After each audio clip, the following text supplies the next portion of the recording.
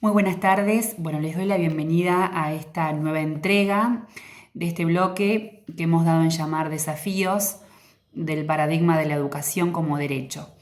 En esta oportunidad vamos a estar hablando de esta situación que estamos viviendo como escuela y como sociedad en general, esta situación excepcional de pandemia y cómo la escuela se reinventa y se adapta a esta situación entonces que vamos a llamar de excepcionalidad.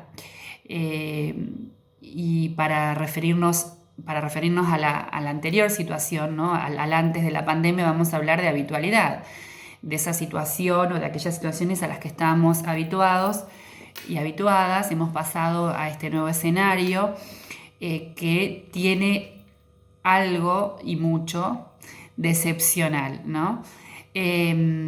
También, bueno, hay quienes hablan de esta nueva normalidad para referirse a lo anterior como lo normal y para denominar o para nombrar esto que estamos viviendo como una nueva normalidad. Nosotros vamos a hablar de excepcionalidad y habitualidad, tomando como referencia a grandes asesores que tenemos hoy en educación, como Ruth Harf, como Néstor Sorsoli, como Sandra Sánchez, como Carlos Escliar y otros tantos, ¿no? Pues nosotros tenemos un país con enormes autores que en este momento tienen la humildad pedagógica para abrir y generar espacios de conversatorios, de encuentro, habilitar la palabra, habilitar el diálogo, la escucha, ¿no? Bueno, yo trato en realidad lo que hago acá es ser una intermediaria y tomar un poco de lo mucho que estos autores nos acercan, ¿no? Y siguiendo estas líneas podemos decir que esta nueva situación que estamos viviendo tiene algunas variables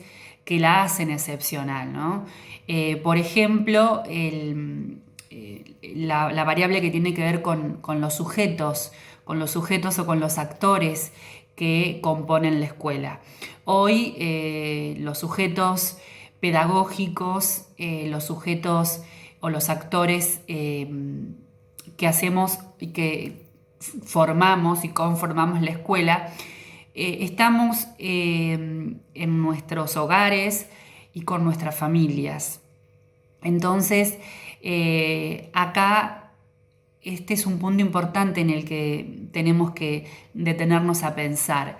Digo, como docentes, por ejemplo, cuando pensamos en una propuesta de actividades, cuando pensamos en alguna propuesta de enseñanza para nuestros alumnos, la estamos pensando para alumnos y alumnas que están en y con sus familias, como también los docentes estamos en y con familias.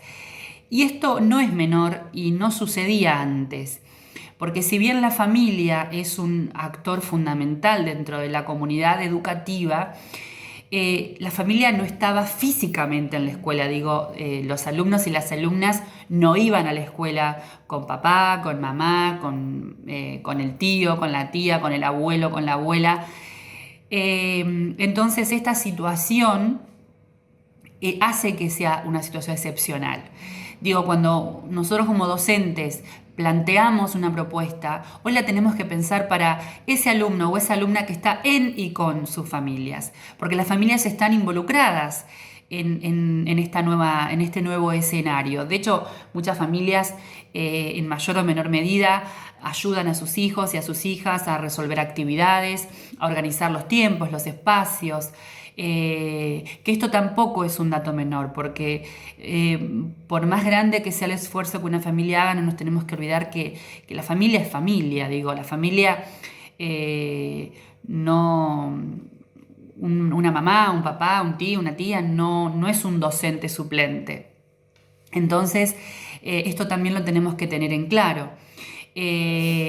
Por eso digo, el pensar actividades o propuestas de actividades que contemplen esta variable puede ser de alguna forma, bueno, una punta para poder pensar hoy este nuevo escenario.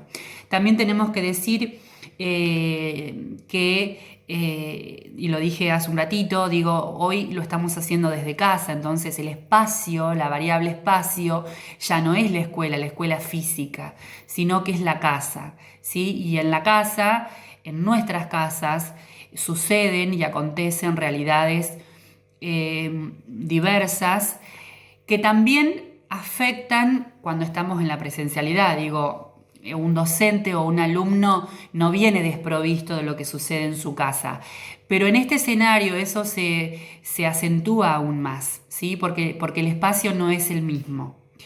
Tampoco el tiempo es igual. Digo, en la escuela el tiempo está estrictamente establecido. Hay un tiempo para ingresar, un tiempo para la hora de clase, un tiempo para el recreo, un tiempo para saludar. Ahora el tiempo es asincrónico. Por más que uno intente pensar en una clase por Meet, por Zoom, por Jitsi o por la plataforma que fuera, no vamos a garantizar a lo mejor que los 30 alumnos y alumnas estén conectados en simultáneo. O un directivo que plantea una reunión institucional por alguna de estas plataformas no va a lograr a lo mejor que todos estén conectados. Y aunque lo estén, digo, no es igual que en la presencialidad o que en el encuentro físico, ¿no?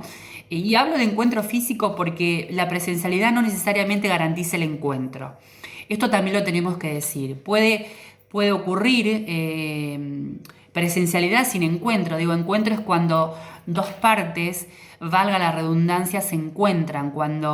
Y si lo trasladamos a la escuela, el encuentro es cuando hay aprendizaje, ¿no? Cuando hay una situación de aprendizaje real. Pero bueno, eso es otro tema. Lo que estaba diciendo es esto de pensar que estamos educando en un tiempo asincrónico, en un tiempo en el que, bueno, cada uno va a llegar en la medida de sus posibilidades, en la medida de sus tiempos, ¿no? Valga la redundancia. Y por otro lado, esto también Ruth Harf habla mucho de la cuestión de los objetos concretos y no concretos que hoy constituyen, si se quiere, esta cuarta variable, ¿no? Digo, los dispositivos. Hoy los dispositivos se han vuelto la herramienta fundamental de comunicación, primero, y son los medios por los que llegan las propuestas de enseñanza. Digo, ¿y qué pasa cuando no todos los alumnos y las alumnas tienen un dispositivo en casa? O cuando hay un solo dispositivo para 5 hermanos y además ese dispositivo también lo usa papá, mamá, tío, tía, abuelo, abuela o con quien el alumno o la alumna esté viviendo. O como esté conformada esa familia, ¿no? Entonces, esto nos plantea también un escenario desigual, ¿sí? Esta cuestión del dispositivo. Y también está relacionado esto con lo que Ruth Harf denomina los objetos no concretos, la conectividad, ¿no? La conectividad que hoy se ha vuelto como la gran aliada o bien la gran enemiga de todo este proceso, ¿no? Porque no todos los alumnos y las alumnas tienen acceso a Internet, porque pueden contar con un celular en el mejor de los casos, pero no tener datos, no tener una red de Wi-Fi. Hay docentes que tampoco tienen conectividad. Hay zonas que no tienen conectividad, digo, hay escuelas rurales que no tienen conectividad. Entonces, ¿cómo educar y cómo transitar esta situación de pandemia en este escenario, ¿no? Y con todas estas variables en juego?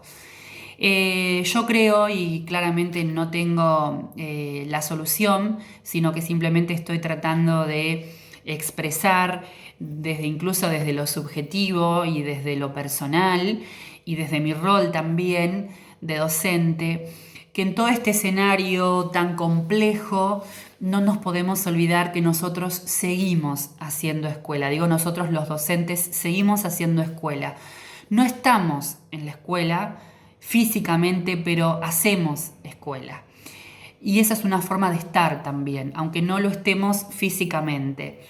Y cuando digo que hacemos escuela, lo hacemos desde el momento en que tratamos de establecer comunicación, tratamos de vincularnos con nuestros alumnos, de la misma forma que un directivo intenta vincularse con sus docentes, de la misma manera que un supervisor intenta vincularse con sus directivos. Digo, el estar que el otro sepa que estamos, es también hacer escuela.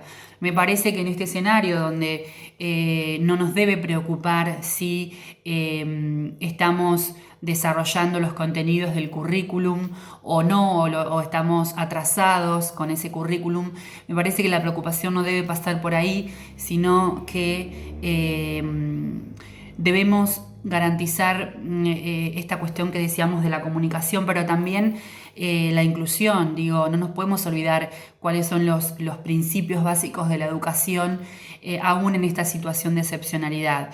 Y cuando hablamos de inclusión o de diversidad, que lo hemos hablado en otras oportunidades y en otras entregas de este bloque, estamos diciendo que tenemos que generar las condiciones para llegar a todos y a todas las alumnas o a todos y todas las docentes. Entonces esto también es inclusión. Y a veces el nuestro llegar no va a ser a través de un contenido, sino de una comunicación o de un hola, ¿cómo estás? Aunque el otro no responda, porque el no responder, salvando que sea por una cuestión de conectividad o por una cuestión de que no hay un dispositivo, el no responder a veces también es una respuesta. Y esos silencios también hay que saber interpretarlos y ver qué hacemos con eso, ¿no? Cómo transformamos eso, digamos, en algo que nos ayude a pensar, digo, y no tengo la respuesta, pero nos ayude a interpretar ese silencio y ver de qué manera llegar a ese alumno, a ese docente, a ese directivo, a ese supervisor. Me parece que el compromiso debe revalidarse más que nunca. Nosotros seguimos siendo los garantes, además de enseñantes, somos garantes de la educación. Lo hemos hablado en otras oportunidades de la educación y que la educación, perdón, es un derecho.